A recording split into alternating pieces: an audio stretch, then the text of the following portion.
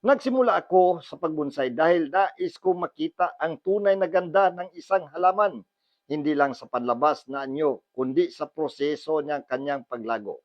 Napagtanto ko na ang kagandahan ng bonsai ay hindi agad lumilitaw.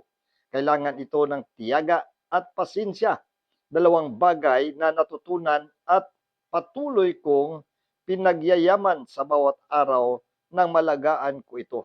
Noong una, kung pinutol ang isang sanga, may halong paghihinayang, parang madaliin ang proseso.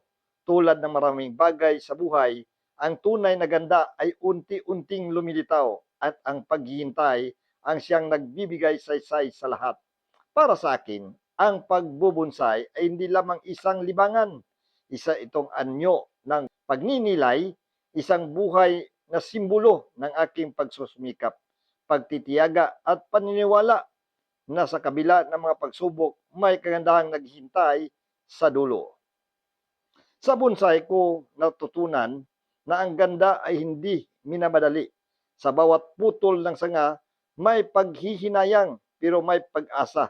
Tulad ng buhay, may mga bagay na kailangang bitawan upang mas makita ang tunay na anyo, ang ganda na unti-unting nahuhubog sa panahon.